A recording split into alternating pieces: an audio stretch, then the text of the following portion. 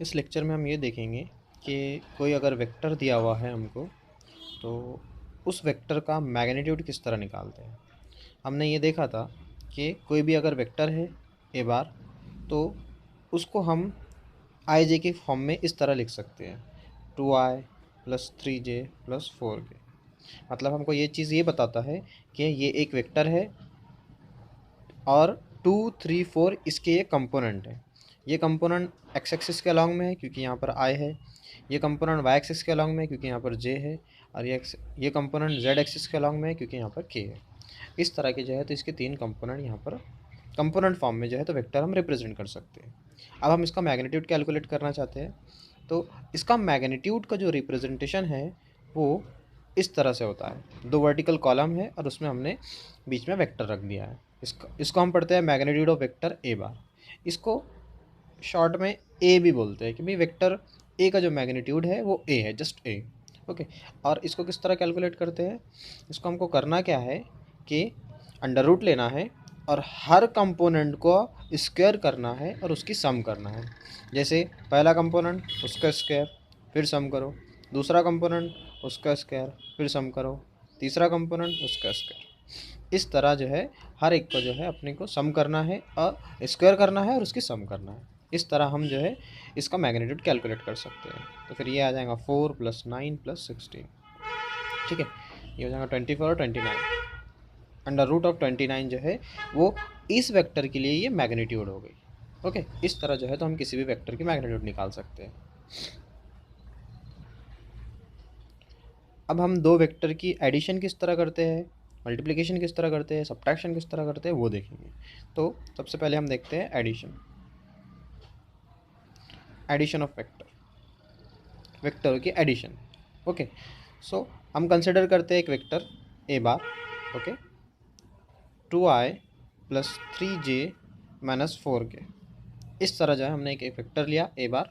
उसी तरह एक दूसरा वेक्टर ले लेते हैं, कोई भी रैंडमली नंबर लेके।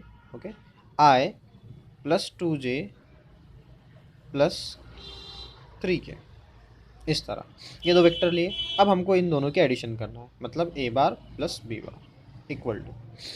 जब कभी भी हम दो वेक्टर की एडिशन करेंगे तो हमको करना क्या है कि जो आई कंपोनेंट है उनकी एडिशन करना है, जो जे कंपोनेंट है उनकी एडिशन करना है, और जो के कंपोनेंट है उनकी एडिशन करना है। ओके, तो 2 + 1, यहाँ पर इसका कोएफिशिएंट 2 है, इसका कोएफिशिएंट कुछ नहीं है तो 1 है, तो 2 + 1 और उसको आई दे देना है क्योंकि हमने यहाँ पर आई और आई की ऐड कर लिए। ओके, इस तरह। फिर उसके बाद प्लस 3 और 2 की एडिशन, 3 + 2 j प्लस इन ब्रैकेट -4 + 3 -4 + 3 के। इस तरह हमको उसकी साइन रिमूव नहीं करना है, उसके साइन अगर माइनस हो तो उसके माइनस साइन के साथ हमको उसके एडिशन के फॉर्म में लिखना है, इस तरह। ओके, तो चलो ये सॉल्व करते हैं। 2 + 1 3i + 5j -4 + 3 -1 के। ओके, तो ए बार + बी बार, इस तरह जो है हम इसके एडिशन करेंगे। उसी तरह अब जो है हम इसकी सब्ट्रैक्शन करते हैं। ओके, तो A bar - B bar equal to. Okay, अब जब जिस तरह हमने एडिशन की उसी तरह हम सब्ट्रैक्शन करेंगे। एडिशन किस तरह की हमने, यहाँ पर हमने आई को आई के साथ ऐड कर दिए, जे को जे के साथ ऐड कर दिए, के का के कंपोनेंट, मतलब रिस्पेक्टिव कंपोनेंट ऐड करते गए। उसी तरह अब रिस्पेक्टिव कंपोनेंट जो है हम सब्ट्रैक्ट करेंगे। जैसे 2 में से 1 जाएगा, 2 - 1 और आई जैसा का वैसे। ओके, प्लस 3 - 2 जाएगा जे, क्योंकि यहाँ पर 3 है यहाँ पर 2 है। उसी तरह प्लस -4 -3। देखो यहाँ पर -4 था, ये -4 लिखा मैंने। ओके, और माइनस भी कर रहे हैं, मतलब ये वाले कंपोनेंट सारे माइनस करते हैं जैसा हम किए, तो इस तरह यहाँ पर भी -3 आएगा और के जैसा का वैसा। ओके, इज इक्वल टू 2 - 1 1 आए, प्लस 3 - 2 1 जे, माइनस माइनस माइनस एडिशन हो जाएंगे, -4 -3 -7 के। इस तरह i + j -7 के, a - b। इस तरह हमने इसकी सब्ट्रैक्शन निकाली। ओके, अब हम वेक्टर के अंदर मल्टीप्लिकेशन देखेंगे, किस तरह दो वेक्टर की मल्टीप्लिकेशन होती है। Vector multiplication,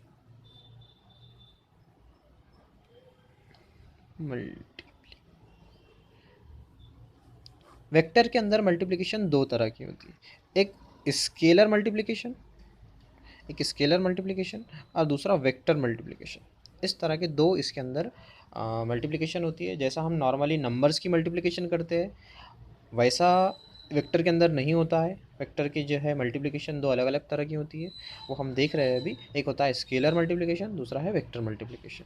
okay, scalar multiplication को स्केलर मल्टीप्लिकेशन इसलिए कहते हैं क्योंकि जब हम ये मल्टीप्लिकेशन सॉल्व करेंगे तो रिजल्ट में हमको एक स्केलर मिलेगा, स्केलर क्वांटिटी मिलेंगी। स्केलर मिलेगा मतलब क्या कि वहाँ पर आई जे के कंपोनेंट नहीं रहेंगे, आई जे के तरह के कुछ ऐसा वेक्टर फॉर्म में नहीं रहेगा। जबकि जब हम दो वेक्टर का वेक्टर मल्टीप्लिकेशन करेंगे तो हमको रिजल्ट में वेक्टर मिलेगा, मतलब वहाँ पर आई जे के कंपोनेंट प्रेजेंट रहेंगे। ओके, यहाँ पर नहीं रहेंगे, मतलब एक नंबर्स रहेगा सिंपली 3 4 5 जिस तरह हमारा होता है। और वेक्टर जैसा हमने इससे पहले देखा कि वेक्टर आई जे के फॉर्म में होता है, मतलब उसके साथ इस तरह के आई जे के हम यूनिट वेक्टर लगाते हैं। ओके, तो इस तरह जो है मल्टीप्लिकेशन वेक्टर के अंदर दो तरह की होती है, स्केलर मल्टीप्लिकेशन और वेक्टर मल्टीप्लिकेशन। ओके, अब हम पहले देखते हैं कि स्केलर मल्टीप्लिकेशन किस तरह करते हैं। ओके, तो पहला हम लेते हैं scalar multiplication.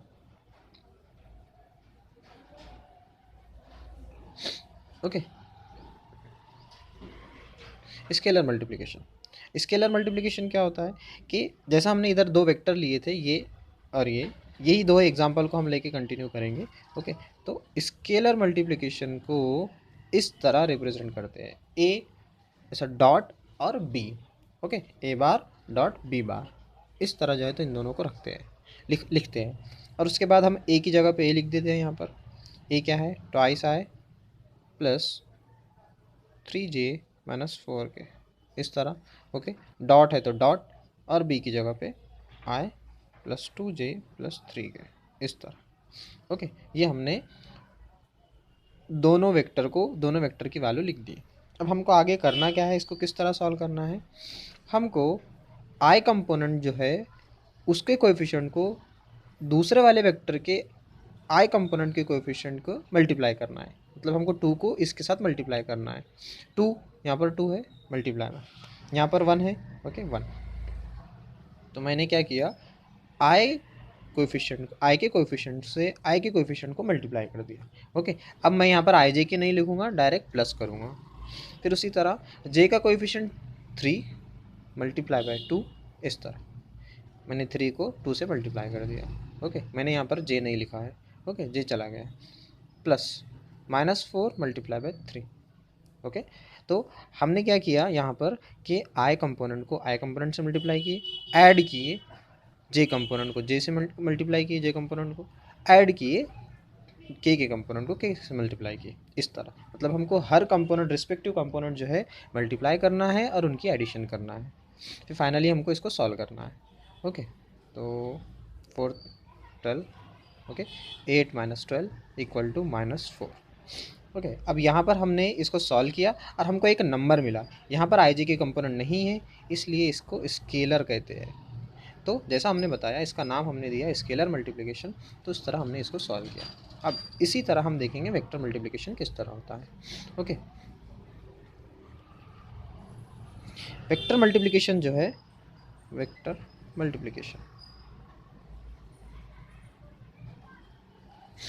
Multiplication A bar cross B bar. Vector multiplication को इस तरह रिप्रेजेंट करते हैं, ए बार क्रॉस बी बार। और इसको लिखना किस तरह है, हमको दो इस तरह के वर्टिकल कॉलम देना है। इस वर्टिकल कॉलम को डिटर्मिनेंट कहते हैं। पहली रो में हमको आई जे के लिखना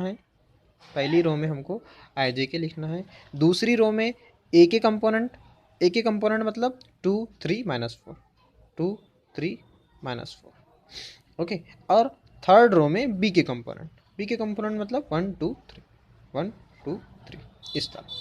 ठीक है, तो यहाँ पर ये जो हमने लिखा है, ये 3 क्रॉस 3 मतलब 3 रो और 3 कॉलम का डिटर्मिनेंट लिखा है। ओके, अब हमको इसको सॉल्व करना है। हमने 10th स्टैंडर्ड में 2 क्रॉस 2 का डिटर्मिनेंट सॉल्व किया है। अगर मैं आपको बताऊं, रिकॉल कर ले हम, तो ए बी सी डी अगर टू क्रॉस टू डिटर्मिनेंट है तो हम क्या करते हैं, इसको किस तरह सॉल्व करते हैं, इसको इससे मल्टीप्लाई करते हैं ए डी माइनस इसको इससे मल्टीप्लाई करते हैं, okay, A D minus B C. इस तरह टू क्रॉस टू का डिटर्मिनेंट सॉल्व होता है। उसी तरह हम यहाँ पर अब ये देखेंगे कि थ्री क्रॉस थ्री का डिटर्मिनेंट किस तरह सॉल्व होता है। ओके, सबसे पहले हमको क्या करना है, पहली रो के एलिमेंट को 1 बाय 1 चूज़ करना है। पहले हमको आई को चूज़ करना है, ओके, ब्रैकेट देना है।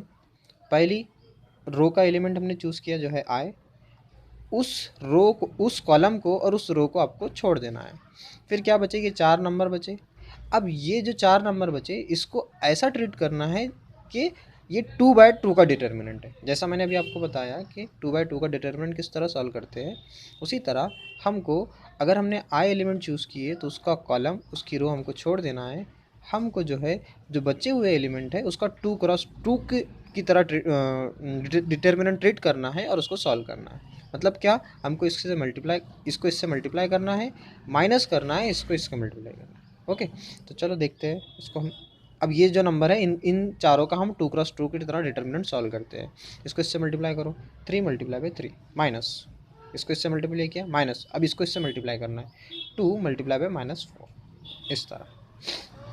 ओके, अब हमने आई लिखा है यहाँ पर और इस तरह हमने ये सॉल्व किया। अब उसी तरह जे करना है, लेकिन एक बात हमको याद रखना है कि आई हमने उसका यहाँ पर साइन पॉजिटिव लिया है, लेकिन हम जे लेंगे तो उसका साइन हमको नेगेटिव लेना है। ठीक है, फिर से वही करना है, जे हमने चूज़ किया, नेगेटिव साइन लगाया, ये कॉलम और ये रो छोड़ देना है। फिर 4 एलिमेंट बच गए, ये और ये। फिर इनका हमको 2 क्रॉस 2 की तरह डिटर्मिनेंट सॉल्व करना है। मतलब हमको इससे मल्टीप्लाई करना है, इसको इससे मल्टीप्लाई करना है। ओके, तो 2 multiply by 3 minus in bracket -4 multiply by 1, इस तरह। ओके, फिर आई हमने पॉजिटिव लिए थे, जे हमने नेगेटिव लिए। अब के फिर से हमको चूज़ करना है क्योंकि नेक्स्ट हमारा एलिमेंट इसी रो में के है, तो हमको के चूज़ करना है। ओके, अब हमको फिर से वही करना है, ये कॉलम और ये रो छोड़ देना है, जो बच जाएगा उसका हमको डिटर्मिनेंट सॉल्व करना है। तो ब्रैकेट में 2 को 2 से मल्टीप्लाई करना है, -3 को 1 से मल्टीप्लाई करना है, इस तरह। अब हमको इसको सॉल्व कर लेना है। चलो इसको सॉल्व करते हैं। इसको सॉल्व करने के बाद आई इन ब्रैकेट 9 माइनस, ये माइनस माइनस प्लस हो जाएगा। ओके, तो 2 multiply by 4 8, minus J in bracket 2 multiply by 3 6 minus, ये माइनस माइनस प्लस हो जाएगा 4 प्लस के इन ब्रैकेट 4 माइनस 3। ओके, अब इससे सॉल्व कर लेते हैं। 9 माइनस 8 1 आए मीन्स आए।